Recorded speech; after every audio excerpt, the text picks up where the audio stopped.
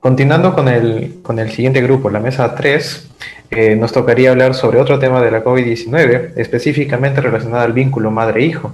Y es que seguramente algunos de ustedes habrán preguntado acerca de la transmisión de madre-hijo en el periodo de gestación.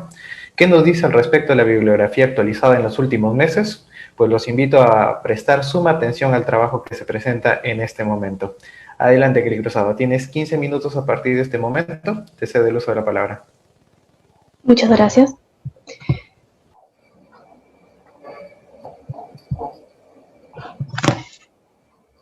Buenos días, doctores. Buenos días, compañeros y público. Mi nombre es Kelly Danuska Cruzado Berrú y el día de hoy voy a presentar transmisión vertical de la COVID-19 en neonatos en estado de pandemia. Investigación realizada por la Mesa A3 bajo el asesoramiento del doctor Gutiérrez Bustamante José Antonio. En los últimos años, el mundo y nuestro país ha sido azotado por la COVID-19, la cual ya va provocando más de 2,5 millones de muertes a nivel mundial. Nuestro país no se queda atrás, ocupando entre los primeros lugares de fallecimientos, estando ubicado en el 15º puesto. Ante esta problemática, las investigaciones científicas están en busca de la vacuna, ya que se ve como la solución para la pandemia, dejando de lado o restando la importancia a cómo esta enfermedad afecta a gestantes y, si es posible, la transmisión vertical. Con transmisión vertical nos referimos al paso de la infección de madre a hijo que se puede efectuar durante la gestación, el parto o hasta 28 días después del parto. ¿Por qué nuestro grupo se preocupa sobre la transmisión vertical? Porque hemos observado que en esta cuarentena ha incrementado el número de embarazos y de partos, llegando a alcanzar entre 52 y 62 partos diarios, y solamente entre marzo y mayo del año 2020 han nacido 53.837 niños. La posibilidad de transmisión vertical está respaldada por la presencia de receptores para el SARS-CoV-2 en la interfaz materno-fetal, como lo son la enzima convertidora de angiotensina 2 y la proteasa transmembrana de serina 2.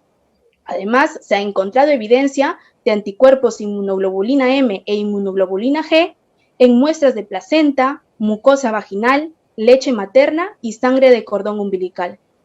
Es por ello que nuestra investigación busca analizar los distintos casos sobre la transmisión vertical en neonatos de la COVID-19, así como indagar sobre los factores que pueden causarla y advertir a la población y a nuestro país sobre esta enfermedad que puede afectar tanto a gestantes como a neonatos. Ante esta situación, nos planteamos el siguiente problema. ¿Es posible que las gestantes infectadas por SARS-CoV-2 le transmitan verticalmente a los neonatos el virus de la COVID-19 en estado de pandemia? Llegando a la hipótesis, las gestantes infectadas por SARS-CoV-2 transmiten verticalmente a los neonatos el virus de la COVID-19 en estado de pandemia. Para realizar esto, nos planteamos objetivos, siendo el objetivo general registrar información de artículos científicos acerca de la transmisión vertical del virus de la COVID-19 en neonatos en estado de pandemia, y como específicos, primero identificar los artículos científicos que respaldan la posible transmisión vertical de la COVID-19 en neonatos en estado de pandemia. De igual manera, estimar la proporción de estos artículos analizados que apoyan a la posible transmisión vertical de la COVID-19 en neonatos en estado de pandemia. Y por último, advertir la posible transmisión vertical de la COVID-19 en neonatos en estado de pandemia. ¿En qué nos basamos? ¿Cuál es nuestro fundamento para poder decir que es posible la transmisión vertical de la COVID-19 en neonatos en estado de pandemia? Encontramos un caso que evidencia, que indica, ¿no?, que nos habla sobre una gestante infectada a la cual se le realiza una cesárea sin punzamiento de cordón ni rotura previa de membranas, a la cual a su neonato se le realiza un análisis de sangre y líquido de lavado broncoalveolar no broncoscópico, el cual resulta positivo al análisis por PCR en detección de genes E y S del SARS-CoV-2. De igual manera, se le realiza un examen histológico al tejido placentario, que podemos observar en la imagen de la derecha, gracias a la inmunotinción de anticuerpos contra la proteína N del virus, donde se detectó la abundante presencia de SARS-CoV-2 en células trofoblásticas y perivellosas. Por último, la placenta demostró signos de inflamación intervellosa aguda y crónica, los cuales son compatibles con el cuadro inflamatorio de la madre posterior a la infección por SARS-CoV-2. De igual manera, se evidencian tipos celulares específicos en la interfaz materno-fetal, como la proteasa transmembrana serina 2 y la enzima convertidora de angiotensina 2, que son receptores para el SARS-CoV-2, los cuales, si el virus llega a alcanzar la placenta, van a mediar su infección al feto. Y como indicador de esta infección, vamos a encontrar también la presencia de los anticuerpos inmunoglobulina G e inmunoglobulina M como indicadores de una infección en el útero, donde se va a evidenciar el genoma del SARS-CoV-2. Por otro lado, la presencia de SARS-CoV-2 en sangre del cordón umbilical, mucosa vaginal de mujeres embarazadas y muestra de leche va a indicar la infección por transmisión vertical. Sin embargo, hasta ahora no se ha podido afirmar que esta barrera materno-fetal sea impedimento para el ingreso del SARS-CoV-2. Es por eso que a inicios de julio del 2020, durante una de las sesiones virtuales de la reunión anual de la Sociedad Europea de Reproducción Humana y Embriología, la investigadora Wafa Essahib mostró evidencias de la expresión de la ECA2 y otros facilitadores de entrada viral en ocitos humanos y blastocistos, por lo que apoyó la posibilidad de transmisión vertical. Para poder ahondar más en nuestra investigación, realizamos un análisis de casos que hablan de la transmisión vertical publicados en revistas indexadas durante los años 2020 y 2021. Uno de los artículos más antiguos que encontramos fue publicado el 17 de marzo del año 2020, titulado Transmisión perinatal del SARS-CoV-2 asociado a COVID-19. ¿Deberíamos preocuparnos? El cual concluye en que sí es posible la transmisión vertical. Observamos también artículos publicados el 18 de abril, que nos dice que es posible, y sin embargo el 30 de abril nos dice que es improbable. El 3 de mayo del 2020 vuelven a apoyar la posibilidad. El 13 de mayo vuelven a negarla. Hasta que llegamos al 5 de junio, donde nos especifica que la transmisión vertical es indeterminada. Continuamos con las investigaciones hasta el 14 de julio, donde nos recalca que es posible la transmisión vertical. El 28 de ese mismo mes nos mencionan que es improbable. De igual manera, el 25 de agosto, hasta que llegamos a noviembre del 2020, donde encontramos las dos posturas. Un artículo nos menciona que es improbable y otro artículo nos menciona que sí es posible.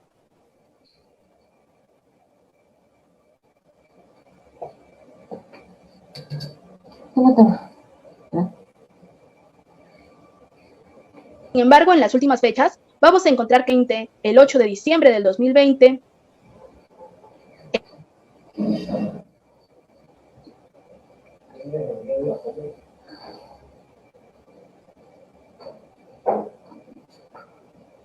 el 12 de diciembre del 2020, lo cual es un dato que es muy importante debido a la contrastación que vamos a realizar más adelante.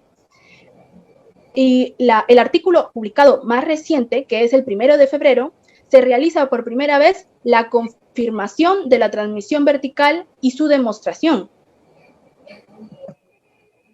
En base a estos artículos,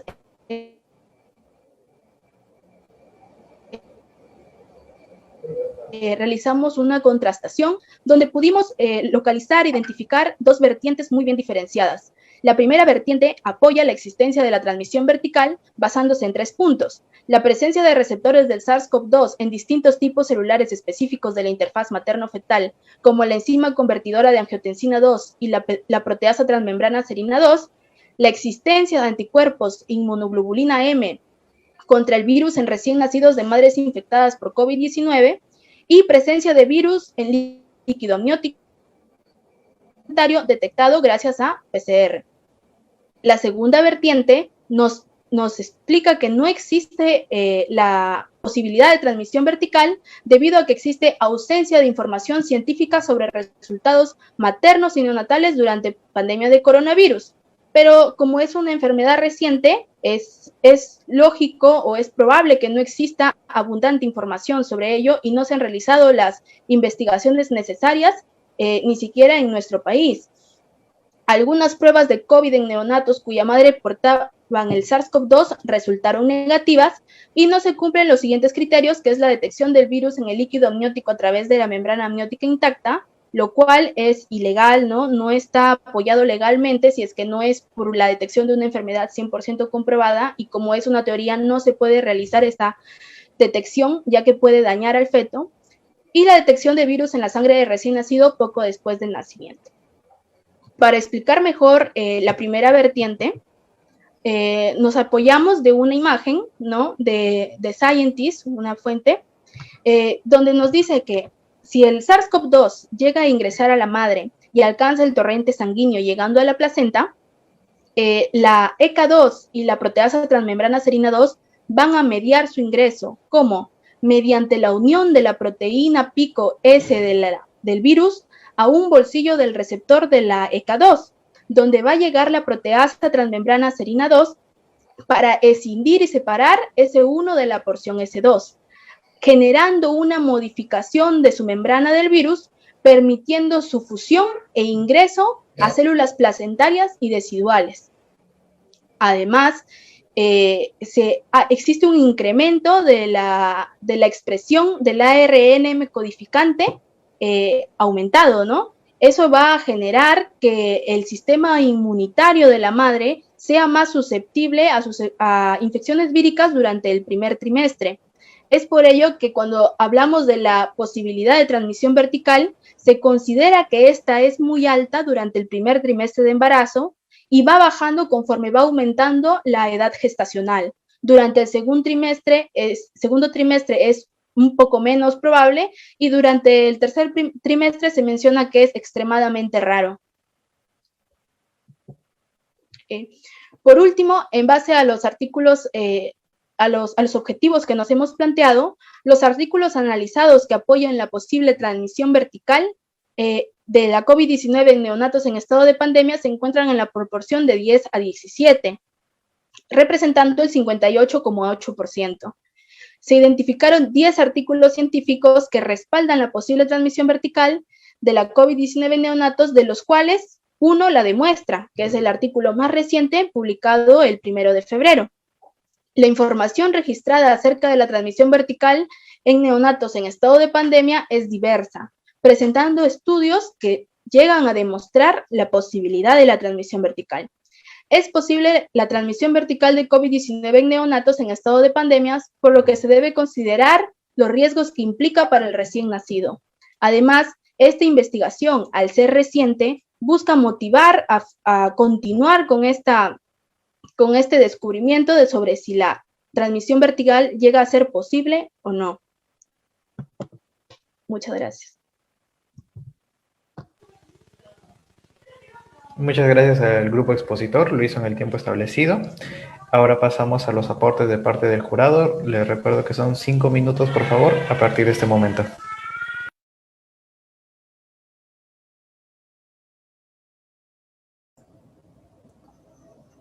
El doctor Florian, sí, felicitar nuevamente al grupo.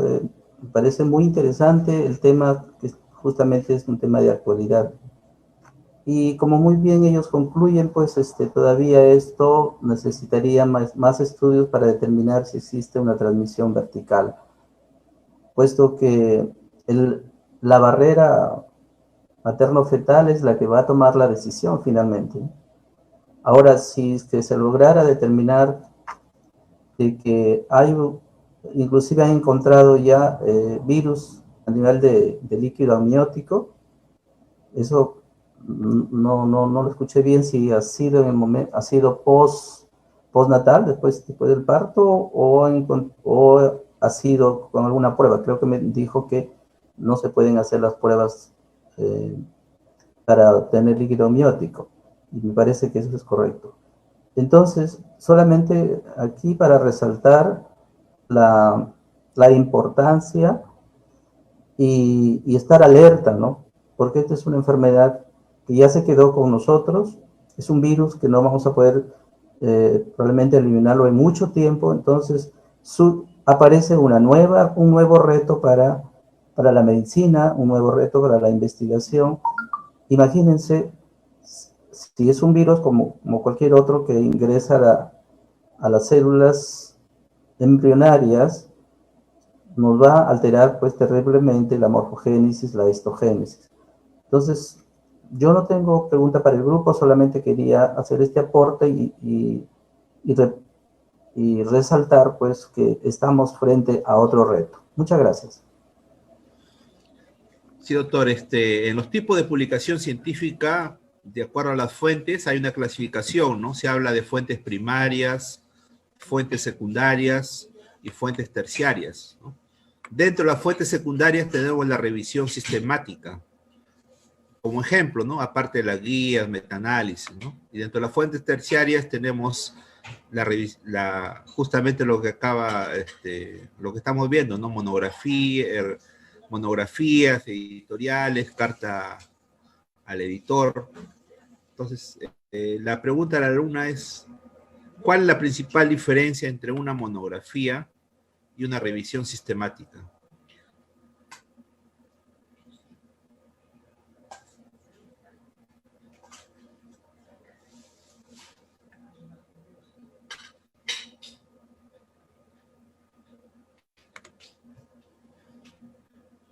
¿Sí me escuchó la pregunta?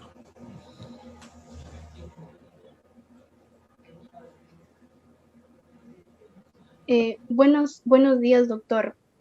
Cuando nosotros nos referimos a una revisión sistemática, se refiere a la revisión de diversos artículos que se basan en investigaciones sobre un tema determinado, ¿no? Y una monografía llega a ser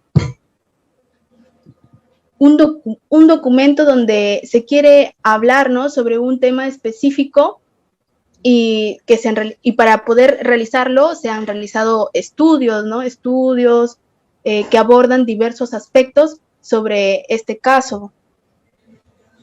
Ya, entonces usted ya me contestó esa pregunta. Y la siguiente pregunta es, ¿lo que usted ha expuesto es una monografía o es una revisión sistemática?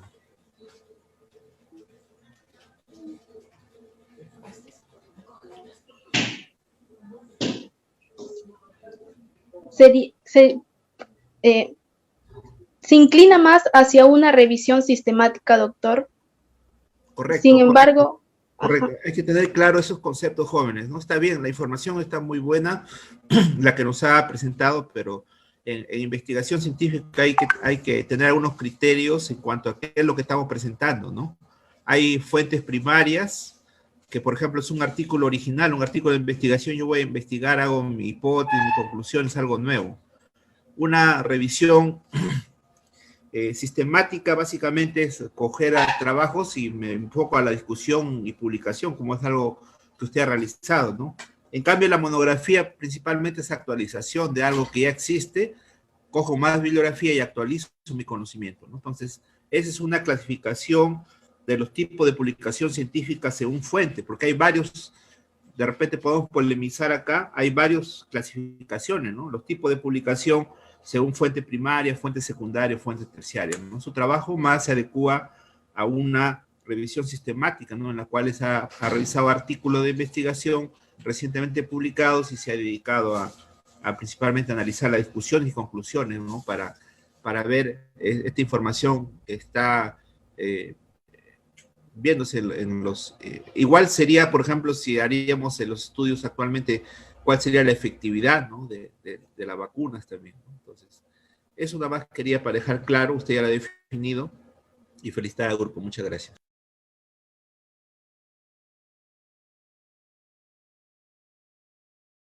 Bueno, de mi parte, felicitarlos, es un buen trabajo inicial, ¿no? Pero que nos lleva a formular varios posteriores en lo que se respecta más al fondo, ¿no?, que a la forma ahorita que nos están interviniendo, porque a partir de acá hay estudios para saber si aumentó el número de abortos prematuros, nacidos prematuros, etcétera, ¿no? Porque, si no entendí mal, se había encontrado anticuerpos, los cuales no pasan de la madre al bebé, sino son producidos por el embrión. Entonces quiere decir que está respondiendo en forma personal, quizás podríamos decir, el embrión ante una ante una agresión que sí pasa. O sea, la infección sí pasó, el virus sí pasa, pero se forma la respuesta que es propia del embrión. Eso es lo que lograba entender, ¿no? Y eso es interesante, pero tendría que ampliarse más porque ¿qué sucede en el tercer trimestre? ¿Por qué baja, no? Se debería seguir formando. ¿Y qué pasa con los que no logran hacer una respuesta a este virus? Interesante, interesante. Gracias.